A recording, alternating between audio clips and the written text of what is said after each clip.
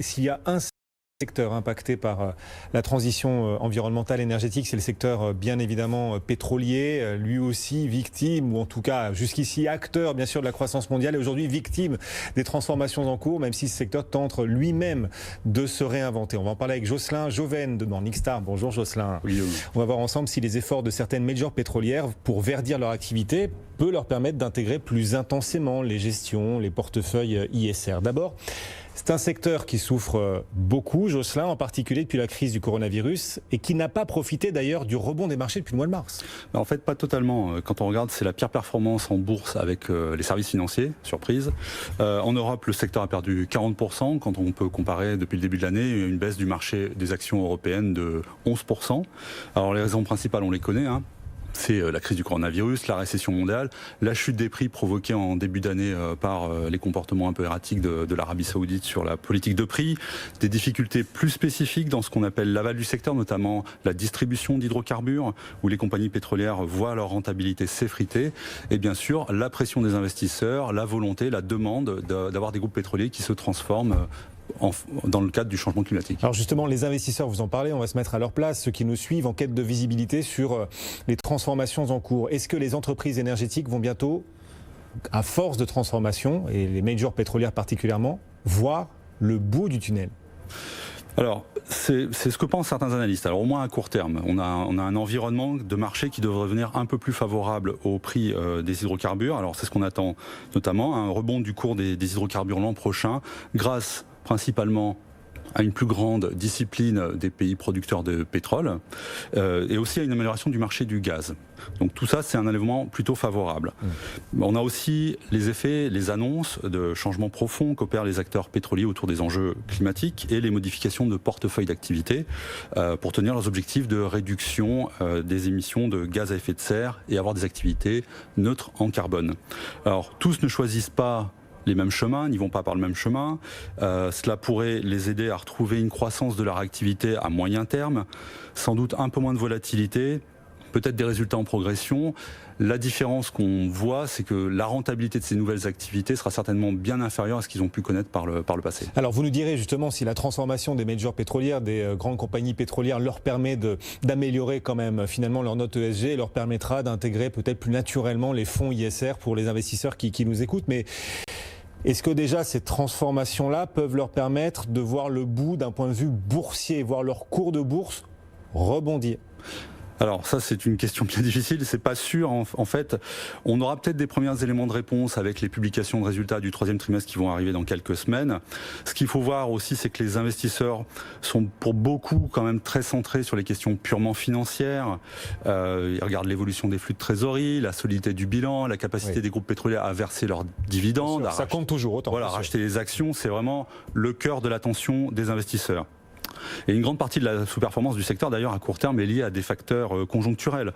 La difficulté pour les entreprises du secteur, c'est finalement de parvenir à concilier cette attente sur le plan purement financier et s'adapter aux défis climatiques en changeant à terme de métier, sans être certain sur le long terme de dégager des niveaux de rentabilité élevés, comme je l'indiquais précédemment. Alors comment est-ce qu'elles sont notées ces grandes compagnies pétrolières ? On pourra en parler d'ailleurs nommément, Total, BP, etc. Est-ce que les efforts accomplis les orientent vers une intégration plus naturelle dans les portefeuilles ISR, là, quand on regarde l'évolution de leur notation ESG?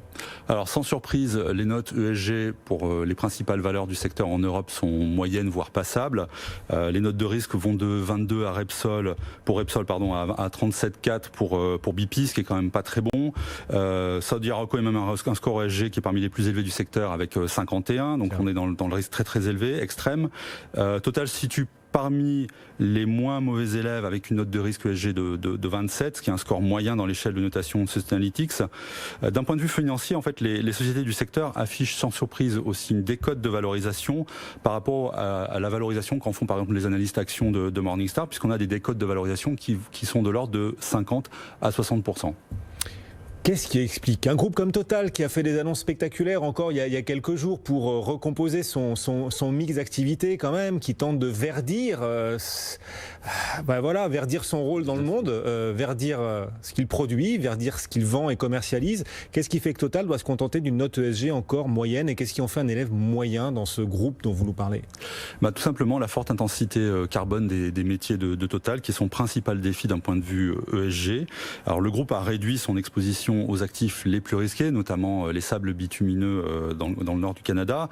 Malgré cette décision qui est bénéfique, l'ensemble du portefeuille d'activité de Total est toujours à risque d'un point de vue ESG. Sa présence mondiale l'expose à un ensemble de défis réglementaires et juridiques, ce qui peut se traduire par des dépréciations d'actifs et donc un risque financier pour les investisseurs, et donc peser sur son cours de bourse. Alors le pétrole et le gaz restent les premiers contributeurs à la performance financière de Total, à travers notamment les activités d'exploration et d'extraction d'hydrocarbures.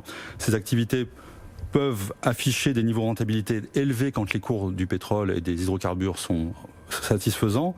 Total a beau avoir annoncé investi très tôt dans les énergies alternatives, ils ont beaucoup investi dans le solaire par exemple, ils ont aussi investi dans le stockage d'énergie. Ces investissements nous semblent limités à l'échelle du groupe pour réellement faire une différence à court ou moyen terme. Et donc Total garde une note ESG très moyenne, c'est ce que vous nous disiez. Et les récentes annonces lors de la journée investisseur, c'était la semaine dernière, on en a beaucoup parlé, ces récentes annonces n'ont pas convaincu finalement? D'un point de vue ESG, en fait, Total cherche bien évidemment à convaincre du bien fondé de sa stratégie et des choix qu'il met en œuvre, qu'il fait en matière d'énergie renouvelable. Le groupe va augmenter sa production d'énergie d'un tiers. La moitié de cette croissance doit venir de la vente de gaz, mais aussi de la production d'électricité, donc une grande partie viendra des renouvelables.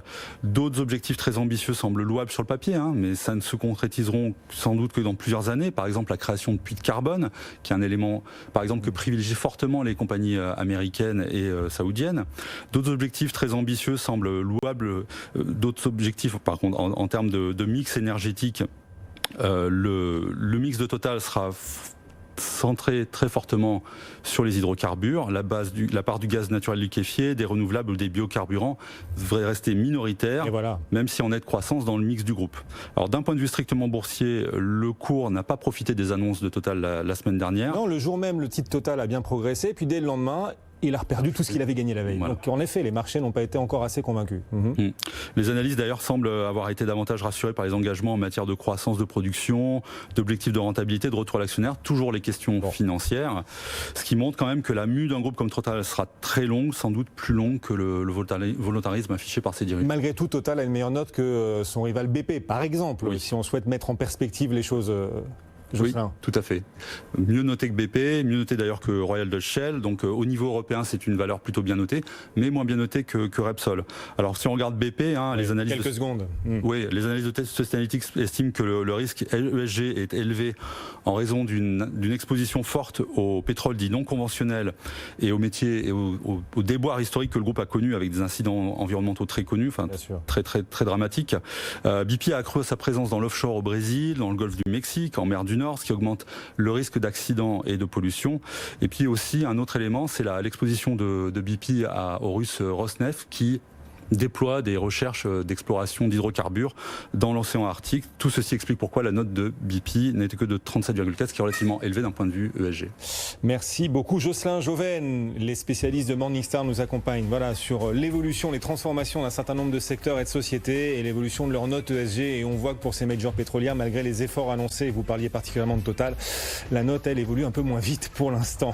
On verra si cela se traduit aussi dans le cours de bourse, un cours de bourse qui plafonne encore pour Total. Merci beaucoup Jocelyn, bon retour. Merci. Dans un instant.